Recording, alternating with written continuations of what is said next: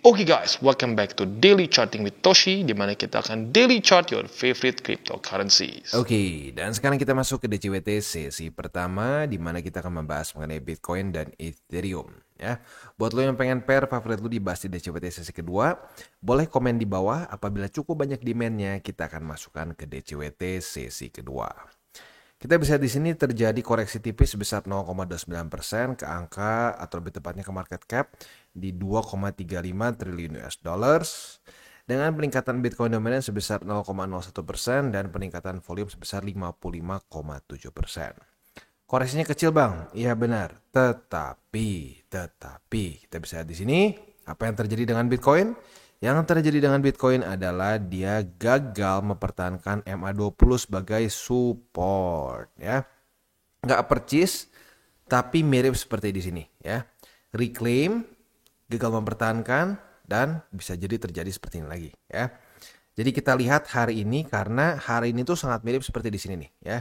Dia mulai retest lagi ke atas. Apakah ya Bitcoin bisa reclaim lagi MA20 atau jangan-jangan kita harus mempersiapkan lagi lower low yang sudah kita bahas dari kemarin-kemarin.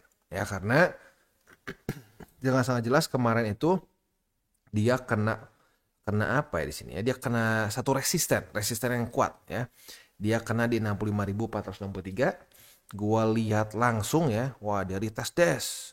Tiba-tiba melemah dan bam jatuh ke bawah.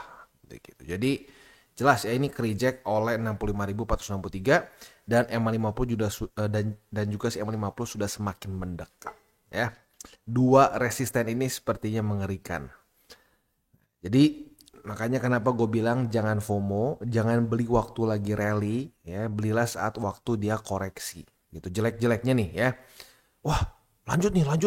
Lu beli di sini ya. Lu beli di resisten which is strange and weird gitu. Kenapa lu ngelakuin itu gitu ya. Tapi masih ada aja gitu FOMO. Wah Bitcoin naik nih. Wah balik nih all time high nih. Lagi ngehajar resisten malah dibeli. Nah, bandingin sama kalau lu beli di MA20 gitu sebagai support. Risk rewardnya jauh lebih menarik di 20 kan.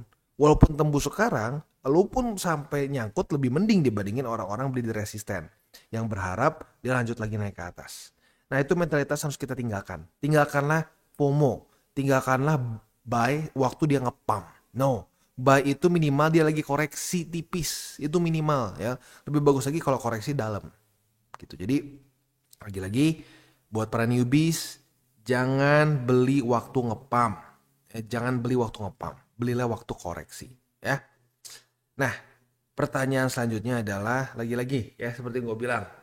Ini akan menjadi tukang pukul lagi nggak? Karena technically speaking ya jam 7 pagi tadi itu dia diliklus di 63.164. Artinya jebol ke bawah dan sekarang sedang diretest sebagai resisten lagi nih sama 20. Mirip banget kayak di sini nih. Mirip banget kayak di sini. Apakah kita akan lanjut lagi seperti ini ya? Jebol dan membuat lower high dan lower low lagi? I don't know. Maybe ya.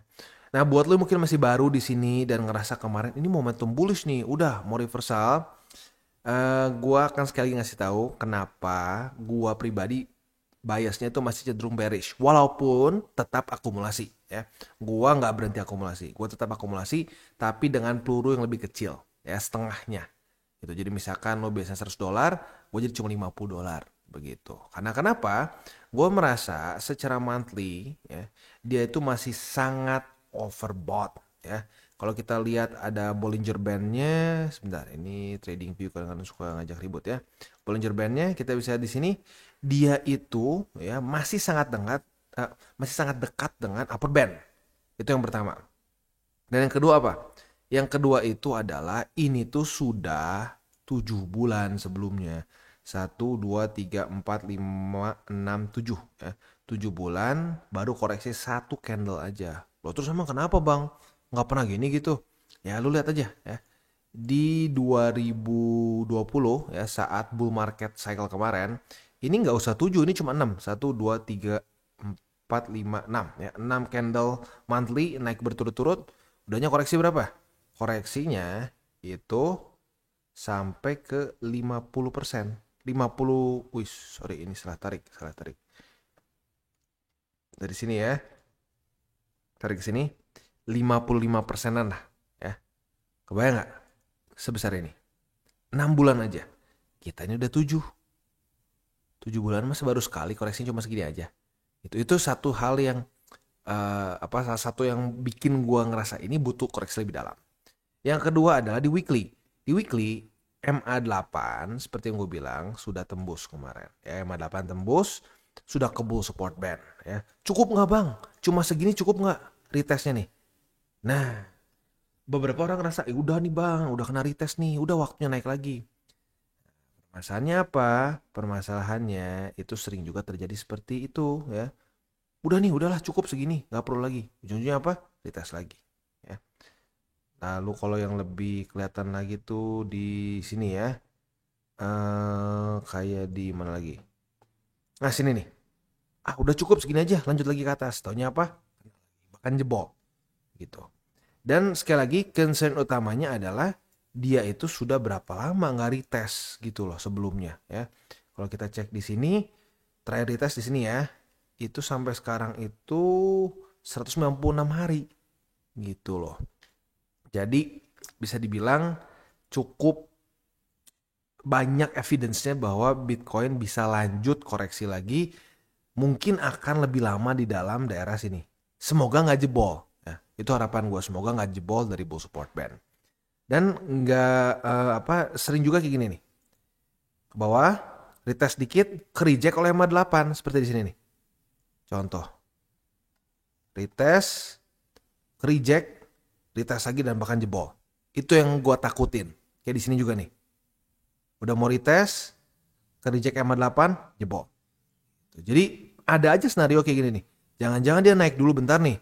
Nge-week dalam seminggu, ke reject lagi, der. Karena kalau ngomong ke reject ini udah pernah nih kejadian. Sekitar April ya. April akhir. Nah kalau ini ke reject lagi, ya siap-siap. Kemungkinan besar bisa sampai ke bull support band. Pasti nggak bang? Nggak ada yang pasti. Nggak ada yang pasti. Makanya gue tetap akumulasi. Gitu loh. Jadi nih. Sampai tiba-tiba besok Bitcoin ngepump ke berapa?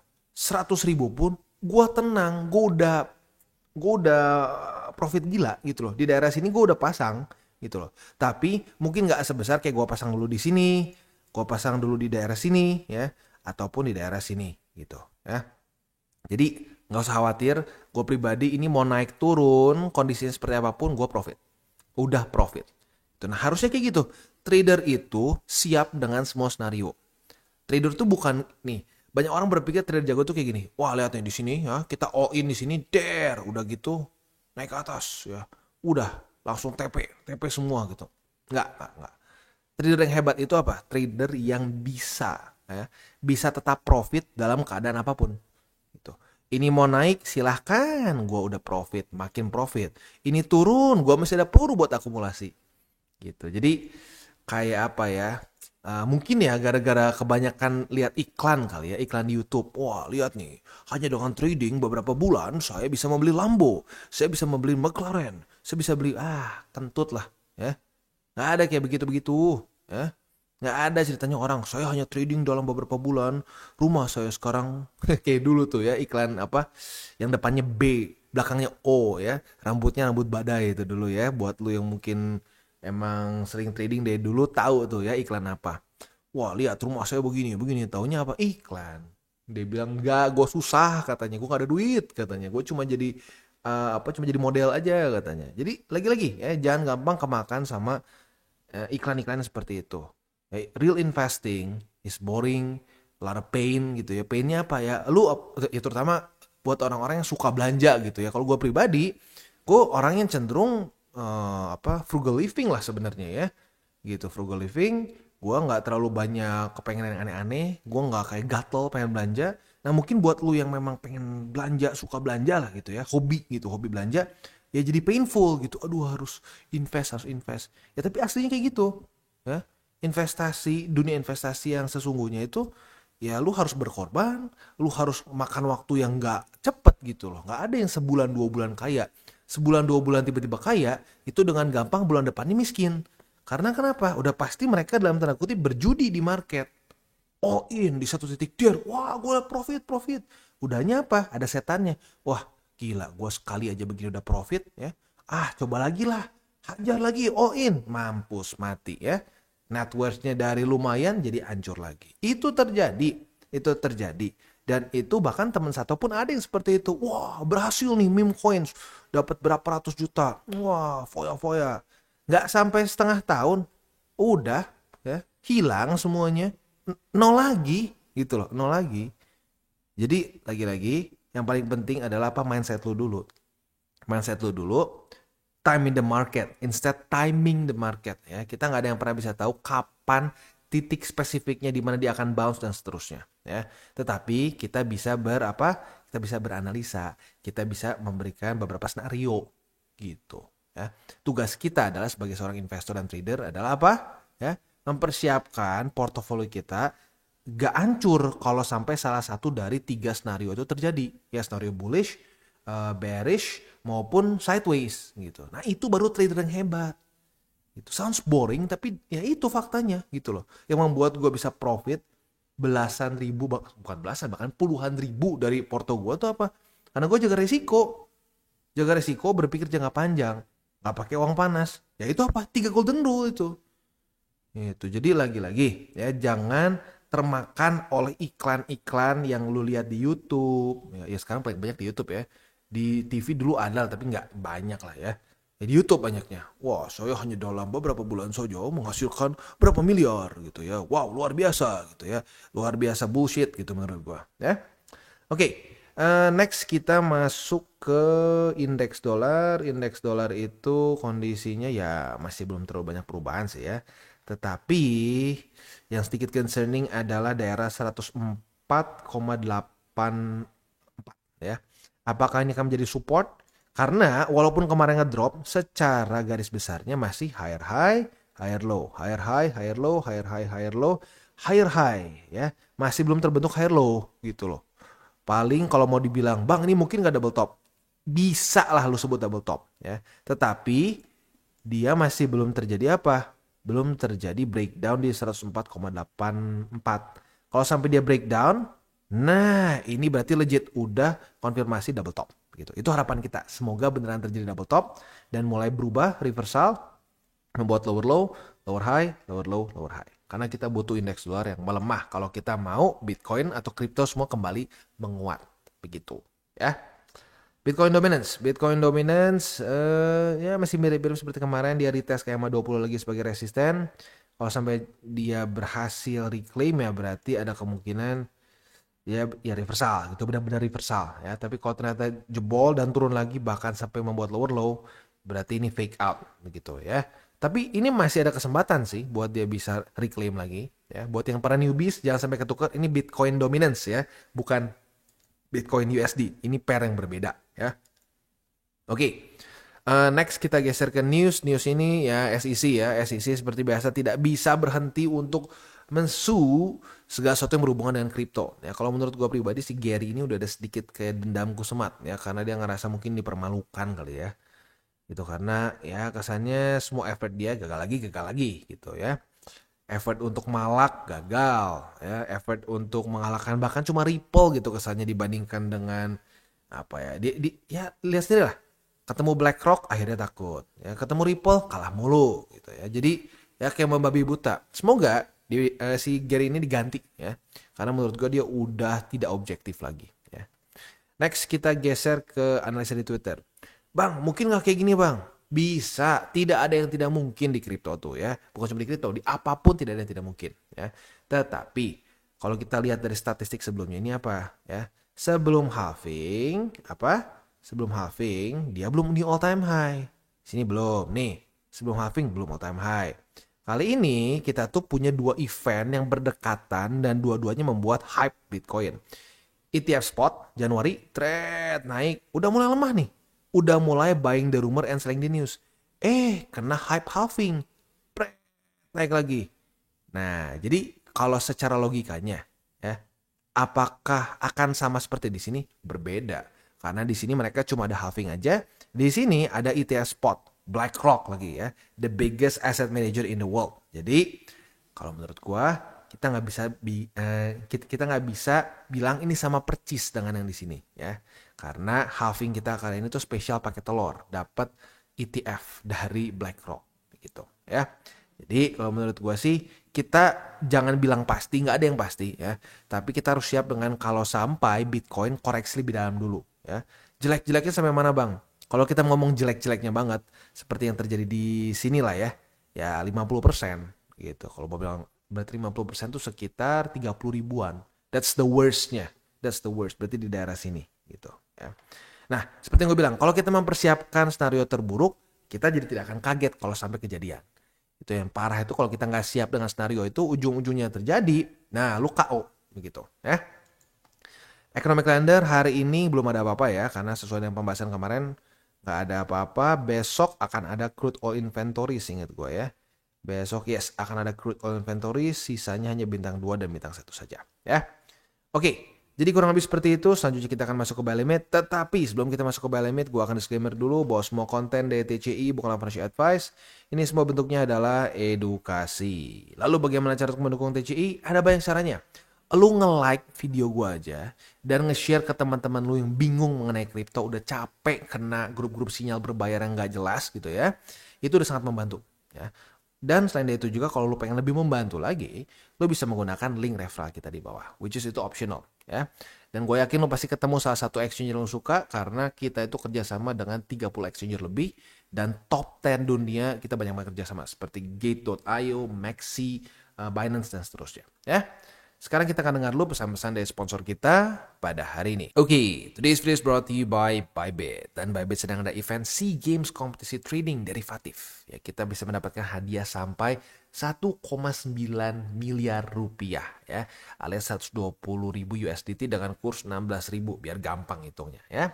Nah, ini event berlangsung atau lebih tepatnya sekarang kita sudah bisa mendaftar ya karena pendaftaran itu dibuka dari tanggal 6 Mei ya. Jadi sudah bisa kita lakukan pendaftaran ya dan bahkan sudah ada pendaftaran juga sih ya. Paling banyak di mana? Dari Indonesia. Luar biasa ya. Jadi buat lo yang mungkin nggak punya skill olahraga ya, nggak bisa menjadi atlet di SEA Games beneran, ayolah jadi trader yang bisa membawa Indonesia menang gitu ya. Oke. Kalau kita lihat di sini ya aturannya itu yang pertama periode acara 6 Mei sampai tanggal 20 Mei. Periode pendaftaran 6 sampai 20 Mei. Kompetisinya dari 8 sampai 31 ya. Nah, ini semua hanya berlaku untuk yang tinggal di ASEAN saja, makanya namanya SEA Games dan sudah harus verifikasi level 1 atau 2. Pengguna juga harus mengklik tombol daftar untuk bisa partisipasi dan seterusnya ya. Minimal aset bersihnya itu 100 USD untuk di akun Bybit-nya. Untuk mengakumulasi volume trading nilai minimal 100.000 USD selama kompetisi gitu ya. Nah, buat lu yang tertarik ya silakan dibaca dulu satu persatu ya. Apabila sudah cocok ya bisa ikutan. Acara ini dibagi menjadi 3 ya. Yang pertama adalah kompetisi volume trading ya, otomatis gampang ya, ini self explanatory. Tim yang dengan volume terbesar akan menang, kasarnya seperti itu ya. Nah, itu gambarannya. Selanjutnya ada juga di sini acara kedua adalah seberapa besar kita profitable. Ya, ini LNR. Jadi kita tuh lebih ya profitnya berapa gede sih. Nah, semakin besar profit kita, maka kemungkinan kita untuk menang acara kedua semakin besar ya. Yang ketiga adalah promo peer-to-peer, di mana kita bisa memenangkan 8.000 USD ya. Caranya gimana? Lu bisa baca dulu, apabila sudah cocok bisa ikutan. Intinya lu bisa dapat airdrop sampai 10 USD dari hanya deposit 100 USD. Jadi bisa dapat cashback sampai 10% ya. Nah, buat lo yang tertarik silakan baca dulu syarat dan ketentuannya. Apabila cukup pas di hati, enak gak ada ganjelan, bisa ikutan ya. Sekali lagi ini sudah bisa terbuka untuk pendaftaran. Buat lo yang tertarik silakan bisa ikutan dan mulai trade di Bybit. Dan buy limit untuk Bitcoin. Kita bisa di sini buy limit pertama jebol, buy limit kedua di 62.517 dan buy limit ketiga di 61.158. Sekali lagi gue disclaimer ya, gue pribadi akumulasi spotnya itu dibikin setengah peluru dan udah akumulasi di titik ini gue gak akan akumulasi lagi. Berbeda dengan yang biasanya gitu karena menurut gue secara bias gue lebih cenderung ini akan bisa lebih dalam. Tidak ada yang pasti. Tetapi ya makanya itu yang menyebabkan gue melakukan akumulasinya dengan setengah peluru gitu ya. Nah, untuk posisi futuresnya gimana? Posisi futuresnya itu kemarin kita bisa lihat di sini sayangnya itu dia sebentar. Ya, keburu naik dulu ya. Jadi kita nggak dapat posisi longnya kemarin. Gue udah bilang posisi longnya ini akan lebih beresiko. Jadi buat lo yang buka posisi long, ya kena cut loss dikit sih sebenarnya ya. Untuk posisi shortnya pun ya dia retest, reject langsung drop ke bawah. Jadi kalau sampai besok Bitcoin daily close-nya masih di bawah dari EMA20, kita bisa limit posisi short di EMA20. Kalau terjadi retest kedua, kita bisa buka posisi short dan target TP kita di 62.517. Next kita masuk ke Ethereum. Untuk Ethereum di sini berbeda ya. Posisi short kita kena target TP ya. Kena target TP, malah kalau lo yang agresif pun udah nyaris kena juga nih ya. Jadi retest 1, retest 2 sudah terjadi di tanggal 4 dan 5 Mei ya. Buat yang konservatif harusnya udah kena di EMA20. Tapi buat lo yang agresif pengen sampai ke 3014, sekarang nyaris kena. Gila juga sih ya. Kita bisa lihat di sini. Buat yang kemarin di EMA20 profit 1%-an, buat yang lebih agresif sekarang lagi floating profit 4% kurang lebih. Target TP-nya di sini di angka 3014 USD ya. Posisi longnya gimana? Posisi longnya tinggal kita balik saja logikanya. Retest 1, retest 2 di 3014, kita bisa buka posisi long dengan target TP di MA20 ya. Posisi spot buy limit pertama tembus, buy limit kedua di 3014 dan buy limit ketiga di 2920. Itu untuk posisi spot di Ethereum. Sekali lagi buat lo yang pengen pair favorit itu dibahas di DCWT sesi kedua, tentunya pair altcoins ya. Boleh komen di bawah, apabila cukup banyak demandnya kita akan masukkan ke DCWT sesi kedua. Dan seperti biasa jangan lupa 3 golden rules, jangan pakai uang panas, jangan over leverage, dan berpikirlah jangka panjang. Oke guys, jadi itu adalah akhir dari segmen DCWT kita pada hari ini. Dan jangan lupa bagi kalian yang merasakan manfaat dari segmen ini, jangan lupa untuk share ke teman-teman kalian. Dan apabila lu pengen mensupport channel kita, ya TCI, jangan lupa untuk menggunakan link referral kita di bawah. Nggak wajib ya, tetapi apabila lu menggunakan link referral kita di bawah, ada macam-macam ya, dari Bybit, Huobi, Maxi, toko kripto, dan banyak lagi ya. Ya, walaupun nggak wajib, tapi kalau menggunakan link referral kita, lu secara langsung membantu perkembangan dari TCI.